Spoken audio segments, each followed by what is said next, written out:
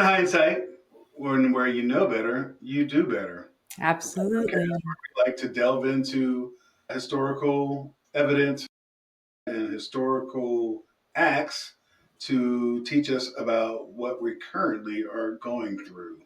Yep. My name is Akil Sanders. I am with Dr. Jennifer Sarrett. Hi, everyone. That's me. That is her. And yeah, today I would like to discuss the Second Amendment. Oh, good. Yes, the Second Amendment. Good old Second Amendment. We never hear about that one. That's one of those unknown amendments. Yeah, I know. I know. It's weird, right? Yes. Nobody ever talks about it. It's really odd in a country like ours, too, that's so safe. Right? And we never have any sort of gun violence or anything. No. Really odd. But yeah, I thought that we should probably talk about for obvious reasons. One being the massive amounts of gun violence that we obviously have, Yeah. how it affects communities, and also on the heels of the Charlie Kirk murder. I don't Yeah. really like the assassination because I don't really hold what he did, what his thing was in high regard. So I don't really think he was assassinated. I just think he was murdered. And it's always odd how um, those that are victims of gun violence think that the answer to that violence is more guns. Yeah. It's the people, not the guns. But then those same people, and we need to talk about mental health, and those same people deny people mental health evaluations and deny insurance that would cover mental health evaluations. Yeah. It's odd. I wanted to go into some specifics, so I'm going to read off a couple of stats, and we can Awesome. just, unless you have something to say prior to that. No, I think that this is a really timely and important issue because people throw around the term Second Amendment without really thinking about what it means or what the implications are for even for constitutional rights. I'm really excited that you're doing this. Yeah, you would think that as much as the Second Amendment is talked about, that it would be the First Amendment. However, that's not the case. So the Second Amendment was ratified on December 15th, 1791, as a part of the Bill of Rights. It is long and a complex history rooted in both colonial experience and political philosophy. So basically, the text states a well regulated militia being necessary to the security of a free state. The right of the people to keep and bear arms shall not be infringed. And so I understand that context of the text. If I were to think about it from the standpoint of a colonial person coming to a new land, Mhm. obviously with the mindset, the European mindset at the time, that anybody that they came across that challenged them or were in opposition to what they were trying to do, they needed protection from. So basically, they got here, they encountered indigenous people. Well, guns helped them to free the land from those savage beings. Okay, Uh, all of this is in major sarcastic quotation marks, everybody. So, yeah, they were able to free the land because freedom, at the end of the day, is what it's all about. well, freedom for us, freedom for the whites. Yes, freedom for the whites. But are you really free if that's the way you're living? No. Are you? I don't. I think we need to start talking about freedom in a different way because are you free if everyone on the planet that does not look like you is your opposition? Or are you shackled to some mindset that thinks that you are trapped unless you are only around people that look like you? Yeah, So I think it's that that's a that's a great way of putting it. like I think that a lot of people that believe in imperialism and colonial expansion really aren't looking for freedom Yeah. because they're really trapped in this because freedom allows you to go and see other people and to Right. relate to them in a way that isn't in opposition and it's on an equitable basis. It's like So equating freedom with power, and that's those are two very different things. 100%, 100%. You know, where I understand that they had to come here use weapons and they felt as though they were freeing themselves from an oppressive state, which also is odd to be freeing yourself from oppression by oppressing other people. It's really odd. I see that now. I make a lot of parallels to Israel Yeah, and the state and Zionism. absolutely. As we learn so much more about how Zionism is so heavily embedded into our society nowadays, Yeah, and we know how they're using guns now and weapons now, but I don't think they have a Second Amendment over there. So right. in Israel. But yeah, so I want to go down just a little bit of history. In the 1700s, American colonies relied on local militias because there was no standing army. So Mm-hmm. basically, everybody was armed, and it was probably more like a community. Here's the rights of your community, and there always have been bad actors in society. So obviously, you should have a right to have some integrity while using a gun to protect yourself. Yeah, Uh, and then obviously, what I was talking about, the fear of tyranny, or the colonialists, they didn't trust centralized power. So when they're coming over from the monarchy, they did not trust that the monarch was doing right, which they weren't. Um, and so now gun rights are helping them to free themselves from the oppressive state they were living in and also free the land where they want to live from the people who they deem as savages. hmm yeah. And I just want to make the point real quick that the having your own the community militias. You can go back to our episode on the history of policing. It's a Mhm. two-parter. The first part also talks about that. Yeah, how militias started and how they began as slave patrol, things Mhm. like that. And like you were talking about a minute ago, when you boil it down, it all goes back to power Right. and how much power we have and how we use that power. Throughout time, though, gun rights shifted and owning weapons shifted. In society, who was allowed to own weapons? Obviously, white men were always allowed to own weapons. And that was because of the oppression that they were carrying out against natives and enslaved people. Enslaved people were not allowed to own weapons until the Civil War.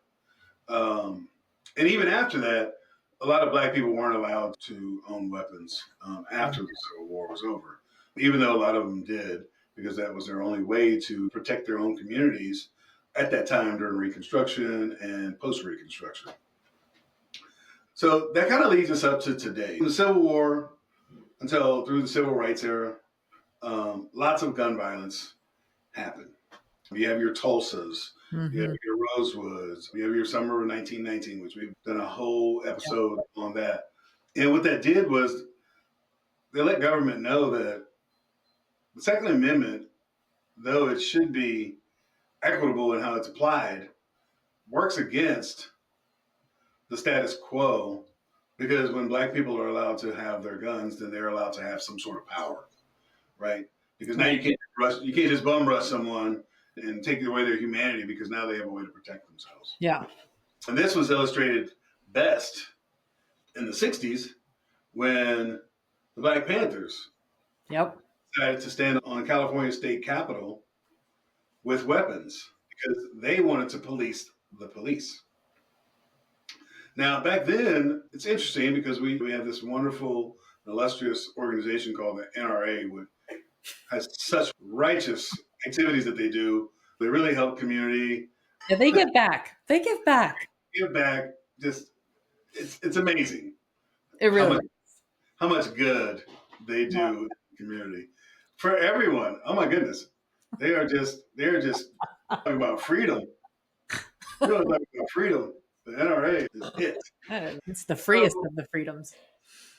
when the Black Panthers did this, first of all, the weapons were unloaded, which a lot of people don't understand. They were out there with not loaded shotguns. Right. But what it did was, I think optically, it scared a lot of folks. Scared a lot of folks, namely one Oh, Ronald Reagan. He did not like. So before this, it was okay. Everybody should own a gun. You had people with the holsters. hmm Every person in the South had a gun rack in their car, and they were able to use that and wield that gun against people that they didn't deem worthy in their community. They could wield that gun without accountability Yeah. until the Black Panthers decided to pick up guns. Also, the Black Panthers, Deacons of Defense, which were a Southern group that basically they used guns to protect civil rights leaders. So they followed civil rights leaders and Right. protect the civil rights leaders from white supremacist violence. So in 1967, California and Governor Reagan introduced the Mulford Act, which banned open carry, a direct reaction to the Black Panthers. And at the time, the NRA, who is this huge supporter of gun rights, Mm-hmm. was for this gun control action. Mm. And it's odd how that works, right? Yeah. How all of a sudden the tables turn and now we got to ratchet down this because this isn't working for us anymore. So this pattern continued for decades up until today. So when we see gun violence, we always see like when you have a mass shooting, it always goes back to the mental health. Yep. But it's a white mass shooter. It's mental health. But when there's violence in the Black neighborhoods, it's all about the inherent belief that Blacks are predisposed to be more dangerous and more violent in their neighborhood and against one another because Black on Black crime is the only crime that exists. There's no other crime out there. Only Black on Black. Check the facts, people. Chat GPT that. So yeah, even so, I found an interesting fact that Martin Luther King applied for a concealed weapon permit and was denied. And I'm not surprised of that either. And was denied. And I remember I had a conversation with a friend a while ago. It was during a lot of the one mass shooting or another, and we were talking about gun control or gun regulations. And they were full on, nobody shall infringe. I'm like, but I was like, as a Black man, I don't really feel like I'm afforded the rights of the Second Amendment. Because in my book, if the state can think that I have a gun and murder me, find out that what they thought was a gun was a Jersey Mike's steak and cheese sandwich. And then because of their fear that I had a gun, even though it was a sandwich that I was holding, they aren't held accountable for my life because they feared that I had a gun. So that automatically tells me that I don't have the right to carry a gun if just by practicing a right, I can lose my life based on someone else's irrational fear of me practicing a right. Yeah. And that's what, I mean, what always baffles me about that when that happens, which is all too frequently when people mistake various items for guns. And I thought he had a gun. And it's, you can have a gun and not use it also. No, it wasn't just you thought he had a gun. You would have to, you should have to prove that I thought he had a gun and was going to use it on me. In all of these instances where it's a quote unquote mistake, they're not aiming a fucking cell phone at you. No. Or a Jersey Mike sub at you. Like, we are not, why are we shooting before we actually feel like something is being aimed at us? It's irrational. It doesn't work. And I think that's a part of the power dynamic. Yeah. That's a power that police officers have over us in the white community. That's what Stand Your Ground is all about. Exactly. I don't know if you've watched the Best Neighbor? I haven't yet. I've seen that and I've been like, oh, this is gonna piss me off. So I'll tell you. Like I told Stephanie, I was like, don't do it because you don't want to do it. Stephanie's not the type to process this stuff very well. Yeah. And it's just, you give people, when you make laws like Stand Your Ground, you give people this this out that they can act and end someone's life, and that they have an opportunity to carry on with theirs normally after the fact. Yeah, it's a level of discretion that in any other context would require a whole bunch of training and compliance. If you think about, like, doctors have the ability to impact our life, like our actual living situation. Correct. So do police officers. But now it's like with things like stand your ground, it's like anybody can have that discretion. Yeah. Um, and except for dog, it's just not. It's Any anybody any, is. any white person, yeah. Yeah, because I can promise you, if someone were to break into my house, they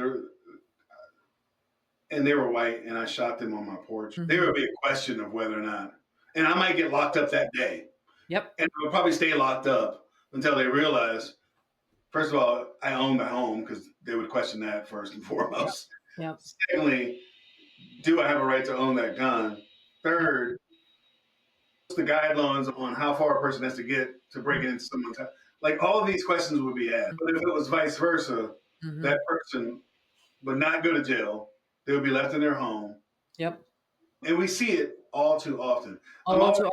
And this temporary, quote unquote, temporary incarceration, even if you are released without a charge, it takes you out of your job. It oh, takes you out of it your in community. everything. It's stigmatizing. It's not impactless. No, absolutely.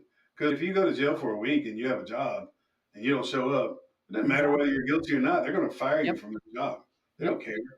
No. Um, you know what I'm always reminded by too, and I think this was when I really understood that the Second Amendment wasn't for me. Remember the Bundy, the Ammon Bundy case up in Oh North, yeah.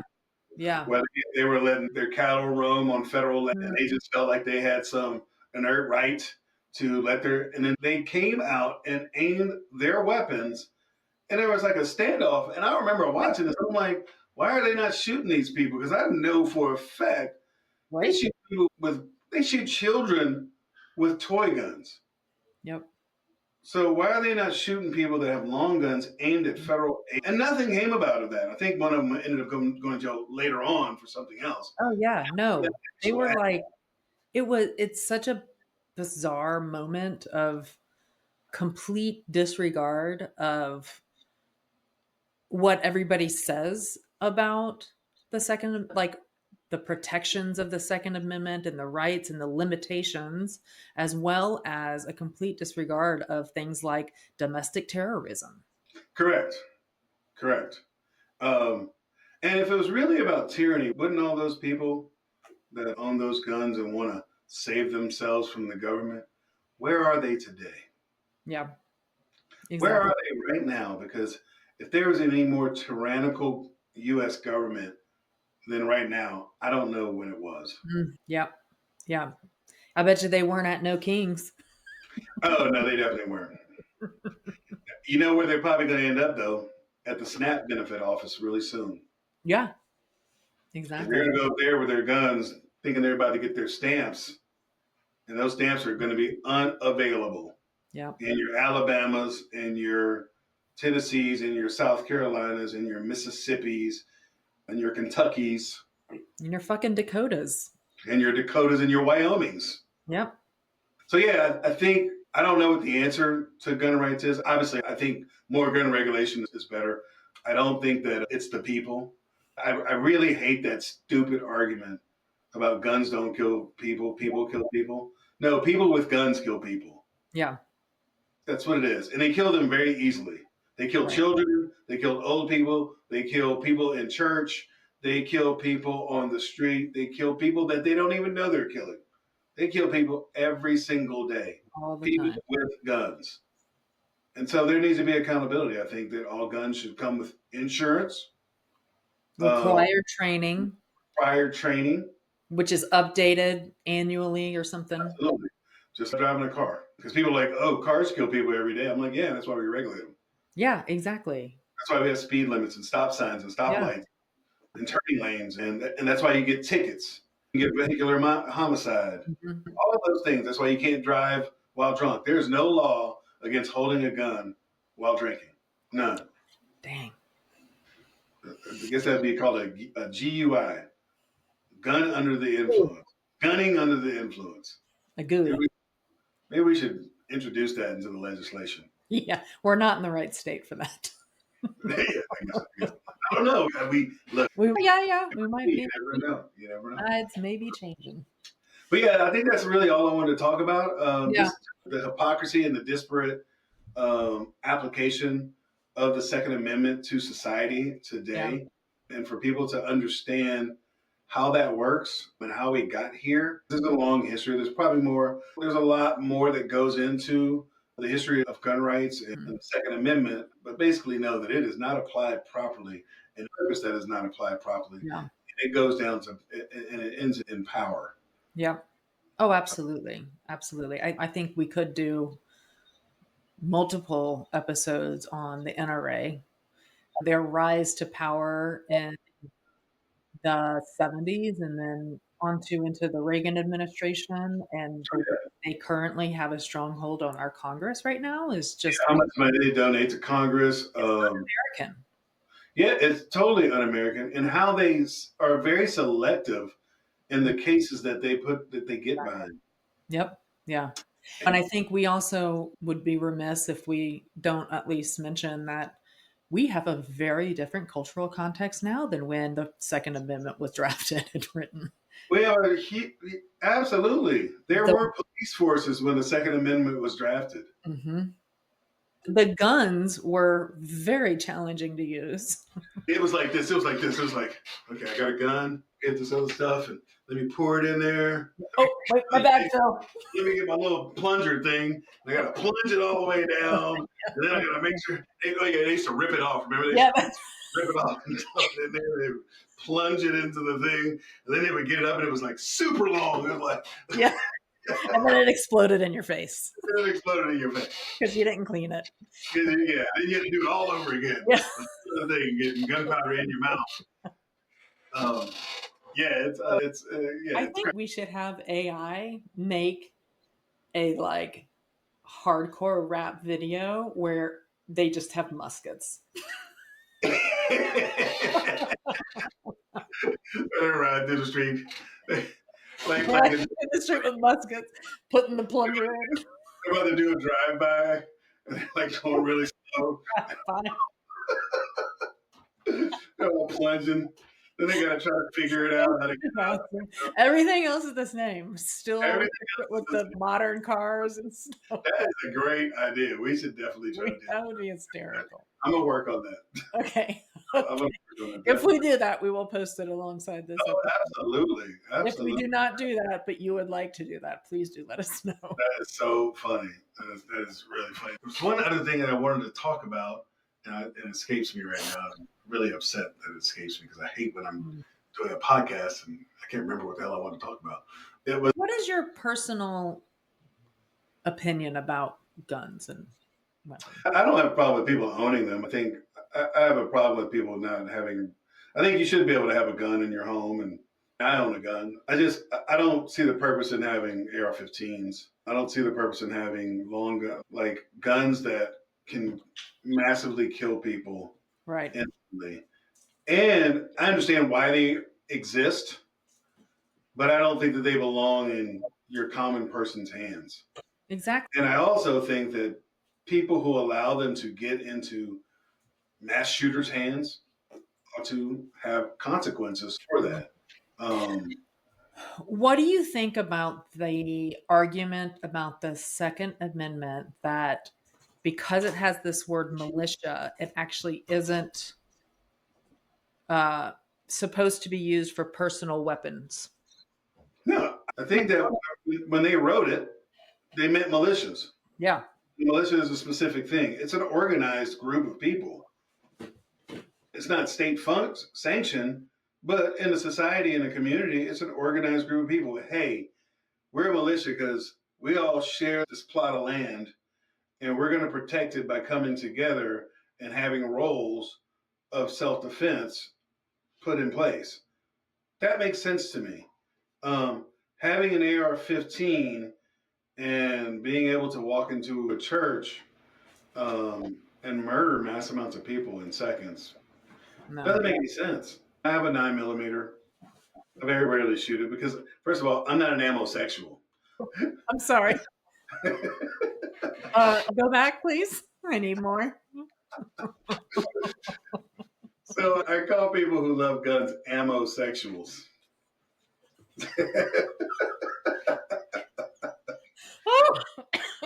Oh, goodness. So there's this guy that I work with, and he works at Cabela's, and he's your typical Trumper, MAGA dude, hurting right now because he hasn't gotten a paycheck in two pay periods. Yeah. But luckily, he has that job at Cabela's where he gets all the discount on all the ammo. Oh, So good. I call him an ammo sexual. He loves it. He thinks it's great.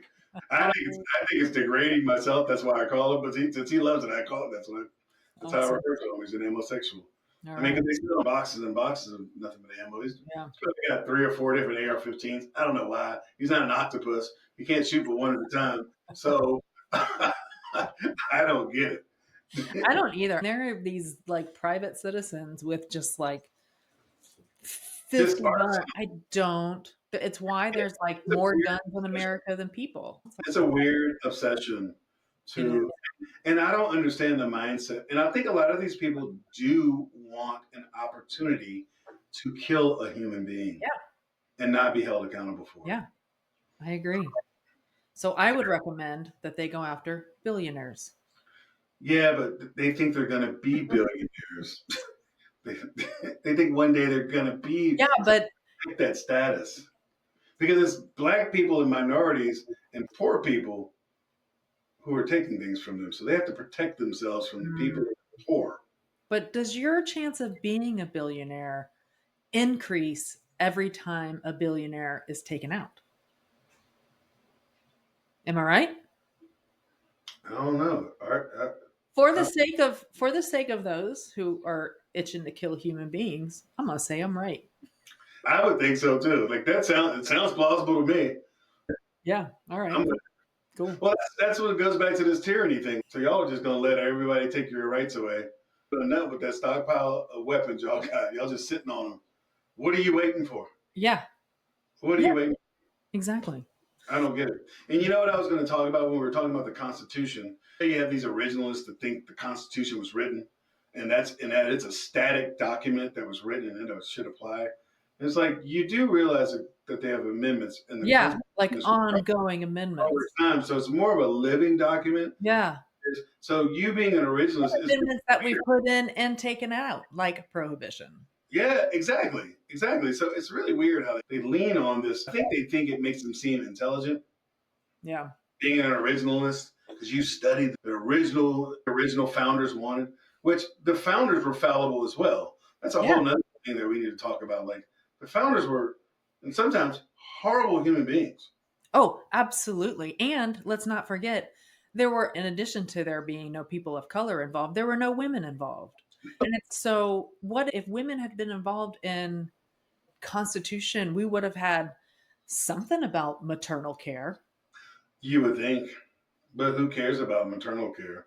No, we don't care about paternal care. No, they don't care about any care. No, they care about the care that money. That's just right. The mean green. That's all it is. But yeah, it sucks. Yeah, amosexuals suck.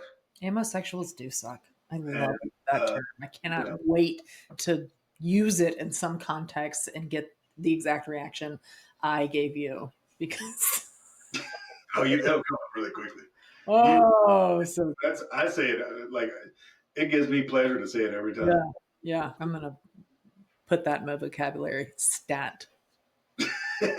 But yeah, if you out there and you liked our content on this episode and you have anything to add or any questions to ask, feel free to drop us a dime at what's the email address? HindsightListen@gmail.com.